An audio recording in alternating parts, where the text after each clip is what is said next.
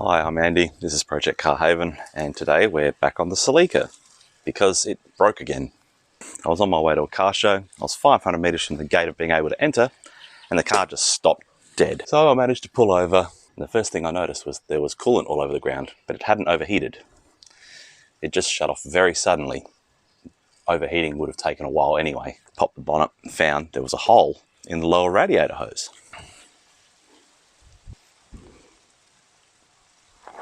I walked about 1 kilometre to the nearest auto parts store, found a hose that kind of fit but isn't the right one, fitted it on, and the car just didn't want to turn over. What I'd noticed was the fan on the alternator was what caused the hole, and the more I looked, the more I realised there was something a bit wrong. The lower bolt had worked its way out, the nut was completely gone, and the reason I couldn't start it and why the engine stalled in the first place was because the alternator has seized, and seized so tight it actually pulled the motor to a stop. So I pushed the bolt back in, but it's still crooked. I could manage to turn the alternator with a wrench on it, but it still wasn't very free. So I've got a feeling the bearings in that are absolutely toast. So I've already found another alternator online. I've ordered that.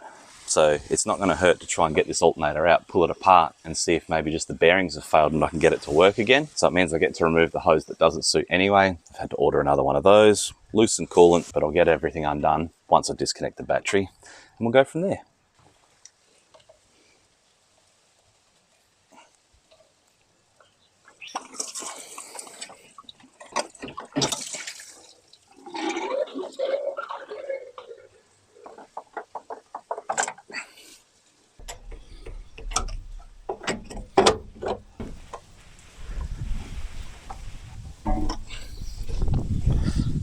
I can't even turn that by hand.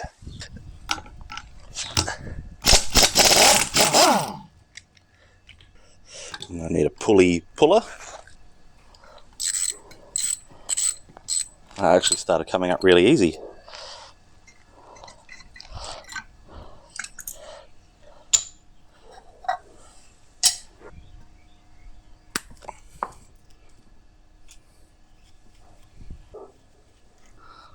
I'll use a dead blow hammer, see if I can knock it free.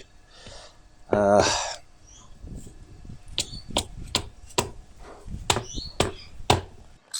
having to use the puller on the cover. I don't know if that's normal, but it did not want to let go.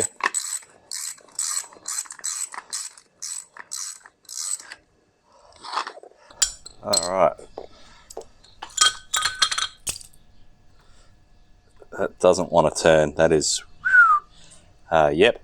I mean, it should spin really freely. And it's not. Yeah, that... The bearing in the front cover, that's fine. It's a little bit crunchy, but, you know, expected. I could replace it, but it's not seized. I mean, that should want to let go, right? There's no other fasteners holding that in place. It should want to separate. Well, I could see once I got the front cover off of that alternator that it's a lost cause. It actually managed to fuse weld itself on the backside. That would require sending off to a motor rewinder, probably cost $1,000. It's simply not worth it. So what I'm going to do is wait for the replacement to arrive, hope that it fits, and also get a bump in amp output. So maybe the headlights and wipers will actually stay on at the same time and not have to compete for power. 3 weeks later. Well, finally I have an alternator here. 3 weeks. Why 3 weeks? Simply because I ordered an alternator and it was a match fit guarantee to fit the car. So of course I ordered that one. It was guaranteed. Guess what happened? Yeah, no, it didn't fit at all. Completely incorrect. So then I had to send that back. Then they weren't going to send me another one until they received it. It's still in transit. So while I was waiting, I ordered another alternator. It's now arrived. Hopefully it's the right size and will fit. So I'm going to throw it in and see what happens. So for a start, the first alternator that showed up, it was too narrow here. It wasn't right at all. And the spacing between the upper and lower holes was completely wrong. Hopefully this is correct.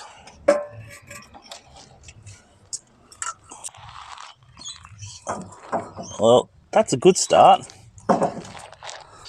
Now will the top hole meet the bracket? Not really. Oh dear. That's not what I want. Well, when you have things that don't fit, you need to improvise and customize.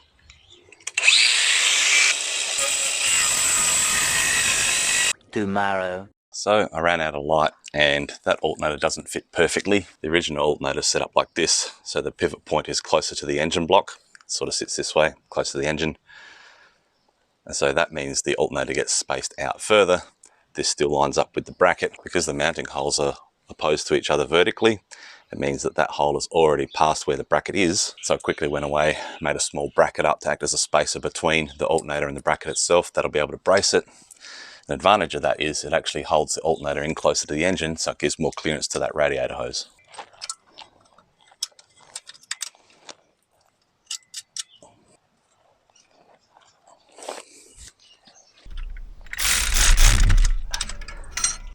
That's good. Now hook up the battery, put the multimeter on and see if it actually charges the battery and delivers 14 odd volts.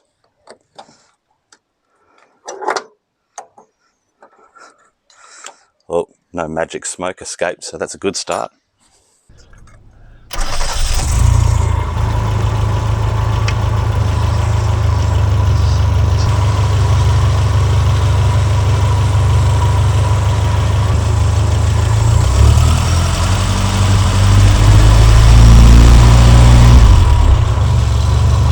Success. I've got to move quickly. I'm actually running short of time. I'm about to miss a car show now. This broke down on my way to a car show and it's been off the road ever since, where we're taking our cars to an aged care facility, and that's about half an hour away. I've got to get this on, get coolant in, get it bled, get the car washed, get myself washed. I don't have enough time. It's hot here already. I'm sweating like no one's business.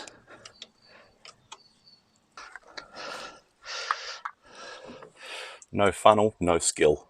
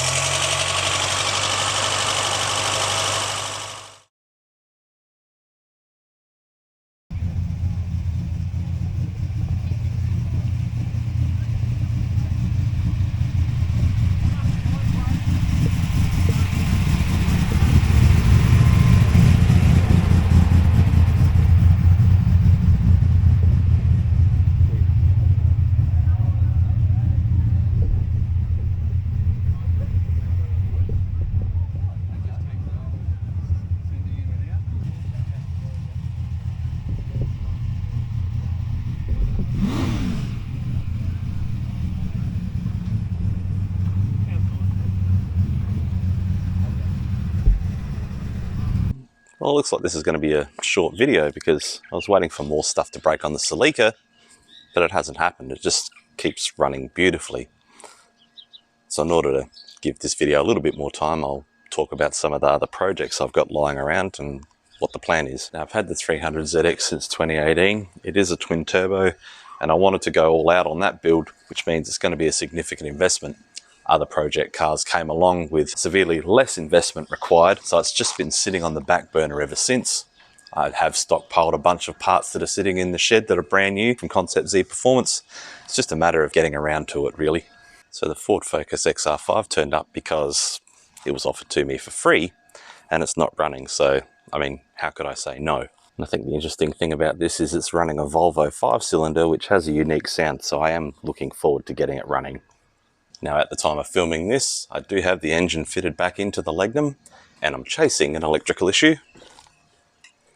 As you can probably see, I'm about to start the next episode on this where I go through a full diagnostic procedure of where I'm at and what I've found and what my plan is moving forward to try and get this fixed and actually running.